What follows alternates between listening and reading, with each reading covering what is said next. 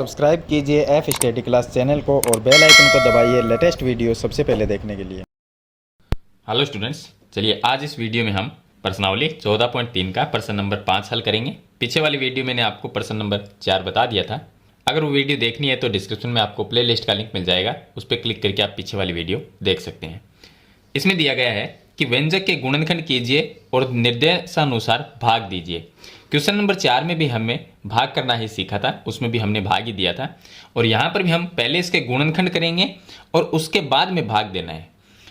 तो यहाँ पर देखिए द्विघात बहुपद भी हमें दिया गया है और कुछ इनमें ऐसे क्वेश्चन है जिनमें हमें सर्वसमीका a square minus B square वाली लगानी है। तो पहले हम इनके गुणनखंड करेंगे, उसके बाद में इसमें भाग देंगे। क्वेश्चन नंबर 4 में सिर्फ हमें डायरेक्ट इसमें भाग ही देना था, वो मैंने आपको बता दिया है। तो चलिए हल करते हैं। क्वेश्चन नंबर 1 का हल देखिए। पहले हम इसके क्या करेंगे, गुणनखंड करेंगे। तो गुणनखंड देखिए यहाँ पर भाग का चिन्ह है, तो इसके हम गुणनखंड करेंगे। वाई स्क्वायर प्लस में 7y प्लस में 10। भाग हम बाद में देंगे, पहले हम इसके गुणनखंड कर लेते हैं। अब ये एक द्विघात बहुपद है, y स्क्वायर प्लस में 7y प्लस में 10। इसके गुणनखंड कैसे होंगे कि बीच वाली संख्या के टुकड़े करने हैं। देखिए यहाँ पर संख्या 10 है और इस y के पास में मतलब गुणा में कोई भी संख्या नहीं है, तो ये संख्या कितनी है 10।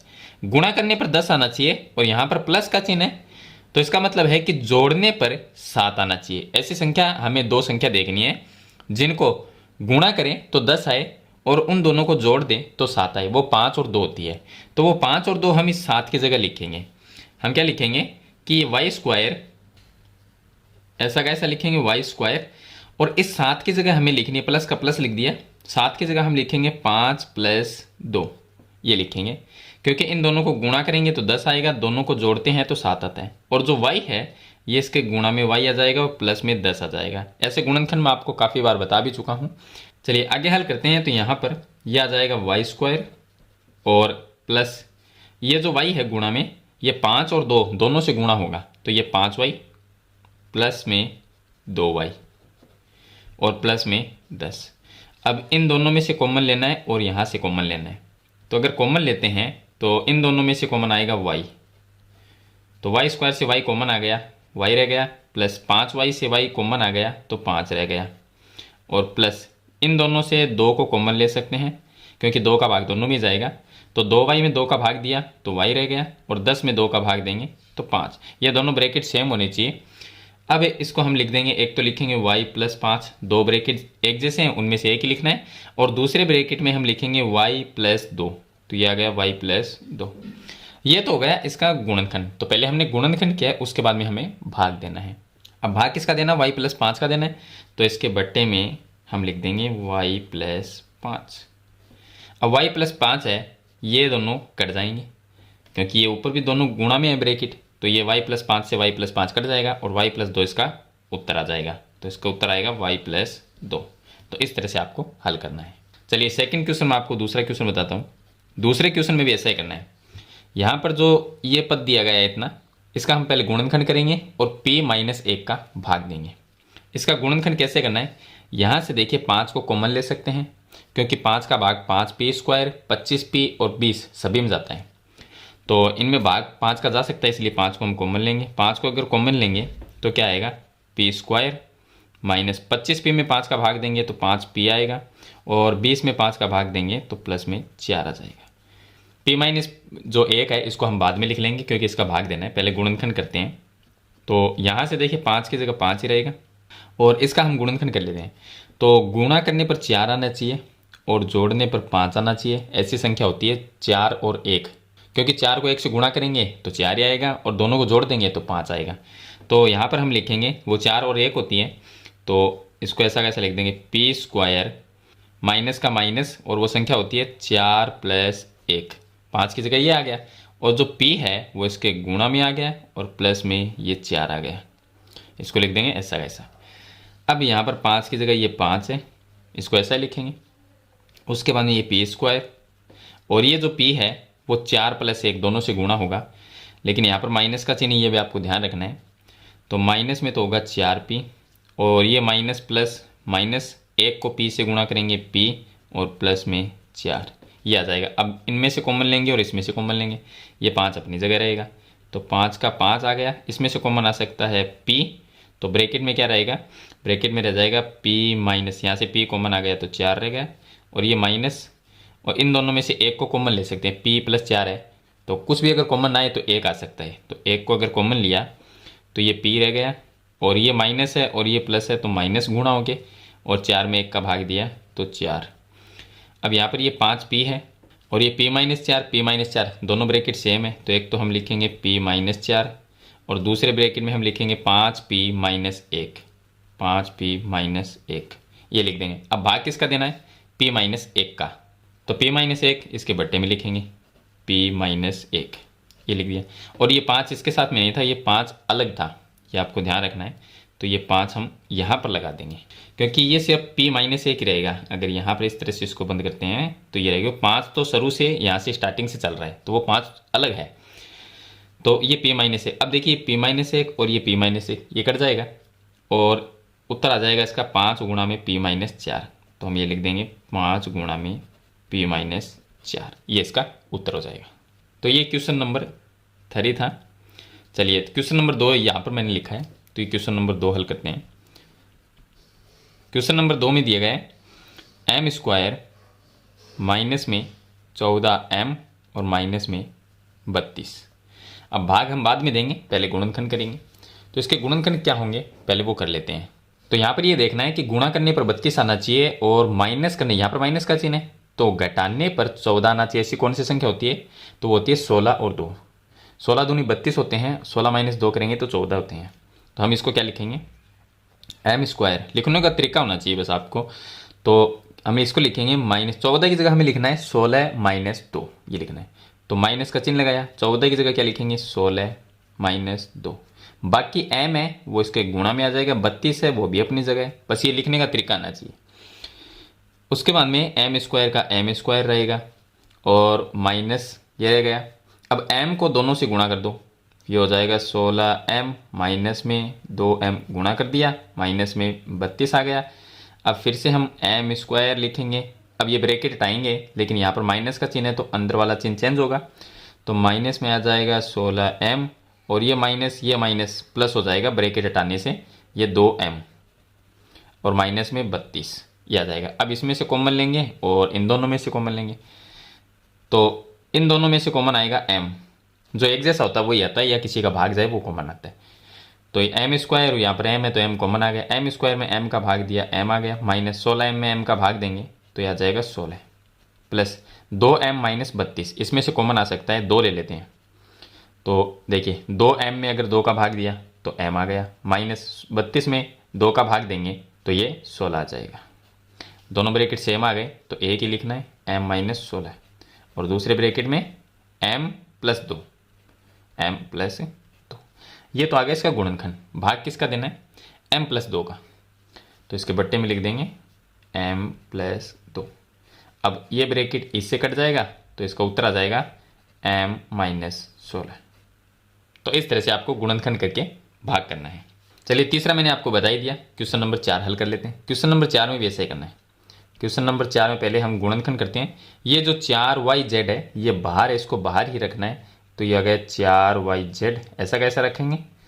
चलिए उसके बाद में z स्क्वायर, यह है z स्क्वायर प्लस में 6z और माइनस में 16, इसके गुणनखंड करने हैं और भाग हम बाद में देंगे तो इसको हम बाद में लिख देंगे। तो पहले हम क्या करेंगे, ये जो द्विघात बहुपद है इतना, इसका हम गुणनखंड करेंगे, तो ये आ जाएगा 4yz, ऐसा कैसा रहेगा ये, और ये आ गया z स्क्वायर। अब देखिए गुणा करने पर 16 आना चाहिए, माइनस करने पर कितना आना चाहिए, 6 आना चाहिए, तो वो 8 और 2 होता है, तो इस 6 की जगह हम 8 माइनस लिखेंगे, तो ये आ गया प्लस का चिन्ह, 6 की जगह हम लिखेंगे, ब्रैकेट में लिखना है 8 माइनस 2, इसका मतलब 6 ही होता है, और दोनों को गुणा करके देखते हैं तो 16 होता है। और ये जो z है 6 के पास में, ये इसके गुणा में आएगा क्योंकि हमने 6 को इस तरह से लिखा है, और z है वो अपनी जगह ही है, माइनस में 16 है वो भी अपनी जगह है। चलिए हल करेंगे तो ये आ गया 4yz, और यहाँ से देखिए z स्क्वायर और प्लस 8 को z से गुणा करेंगे 8z आ गया, ये प्लस और ये माइनस गुणा होकर माइनस रहेगा, 2 को z से गुणा करेंगे 2z और माइनस में 16। चलिए आगे हल करते हैं। तो ये आ गया 4yz और इसमें से कॉमन लेना है और इसमें से कॉमन लेना है। तो यहाँ से कॉमन z आएगा तो ब्रैकेट में रह जाएगा z प्लस में 8 और इन दोनों में से -2 ये कॉमन आ जाएगा तो ये भी आ जाएगा z और माइनस माइनस ये आ जाएगा प्लस। 16 में 2 का भाग दिया तो कितना आया 8। बस आपको ये गुणनखंड करना मैंने सभी बताए हैं, उनके जैसा ही गुणनखंड बताया है। चलिए अब देखिए ये दोनों ब्रैकेट सेम है तो इसमें से एक ही लिखना है, बाकी बाहर क्या है 4yz, ये तो ऐसा ही रहेगा। अब इन दोनों ब्रैकेट जो सेम है z प्लस 8 वाला वो एक ब्रैकेट लिखेंगे, दूसरे ब्रैकेट में जो कॉमन लेते हैं वो लिखते हैं। तो z कॉमन लिया था -2 ये भी कॉमन में था। अब ये आ गया तो हमने गुणनखंड तो इसका कर लिया, अब भाग देना है वो इसके बट्टे में लिखना है। तो भाग किसका देना था हमें, भाग देना था हमें 2yz प्लस 8 का। तो ये आ गया 2yz प्लस 8। अब ये ब्रैकेट तो पूरा का पूरा इससे कट जाएगा, कट गया और y है वो y से कट गया और 2 का भाग 4 में 2 बार चला जाएगा। तो यहाँ से 2z ये आ जाएगा और उसके बाद में z -2 ये रह गया z -2। तो ये इसका आंसर होगा। तो इस तरह से आपको पहले गुणनखंड करना है उसके बाद में भाग देना है। चलिए मैंने आपको 4 क्वेश्चन बता दिए। अगला क्वेश्चन है क्वेश्चन नंबर 5। क्वेश्चन नंबर 5 में 5pq, तो यहाँ पर मैं लिख देता हूँ 5pq ये हो गया। और आगे जो है p² माइनस q²। अब ये देखिए a² माइनस b², तो इसमें वो सर्वसमीका लगाएंगे हम a² माइनस b² वाली। तो ये लिखा हुआ है p² माइनस में q²। चलिए इसका भाग देना है तो इसको बाद में लिखेंगे। तो हल करेंगे तो ये आ गया 5pq ये आ जाएगा। और a² माइनस b² वो सर्वसमीका लगाते हैं तो वो सर्वसमीका क्या होती है, एक बार प्लस में लिखते हैं एक बार माइनस में लिखते हैं। तो ये भी देखिए a² माइनस b², तो एक बार तो इसे प्लस में लिखना है p प्लस q और एक बार लिखना है माइनस में p माइनस q, मतलब a plus b a minus b ऐसा लिखा जाता है। और इसके बट्टे में हम लिखेंगे 2p p प्लस q, यह आ जाएगा 2p और p प्लस q ये आ जाएगा। इससे ये कट जाएगा क्योंकि ऊपर वाले भी जो सभी पद है वो गुणा में और नीचे वाले भी गुणा में, और p से ये p कट जाएगा। तो इसका उत्तर आ जाएगा 5q और p माइनस q, ये आ जाएगा p माइनस q। और इसके बट्टे में 2 भी रह गया तो वो इसके बट्टे में 2 भी आ जाएगा, या इस पूरे के बट्टे में आप 2 लिख सकते हैं। तो इस तरह से क्वेश्चन नंबर जो 5 है वो हल करना है। चलिए अगला क्वेश्चन हल करते हैं, क्वेश्चन नंबर 6।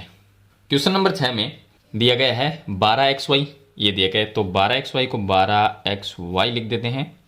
ये है a² माइनस ये है b², बनाना उसके जैसा पड़ेगा।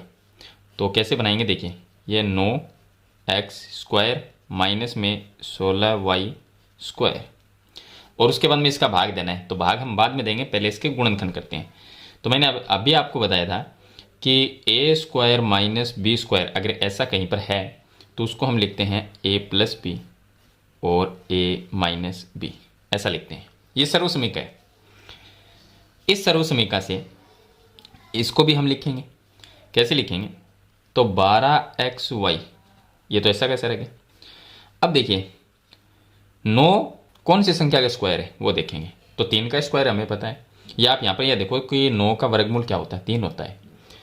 तो इसको मैं ऐसा कैसे लिख देता हूँ, 9 का वर्गमूल होता है 3, ये होता है।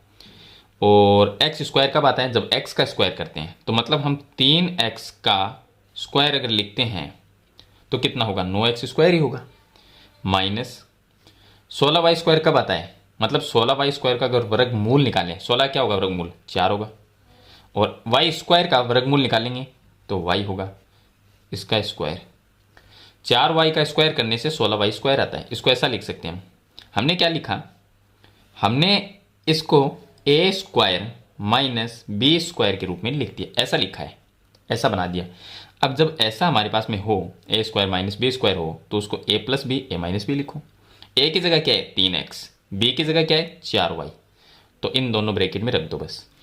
तो ये आ गया 12xy और पहले ब्रैकेट में a है, a की जगह क्या है 3x, फिर प्लस b की जगह क्या है 4y, ये लिख दो। और सेम टू सेम इसी ब्रैकेट को माइनस में लिख दो, 3x माइनस में 4y, ये हो गया इसका गुणनखंड।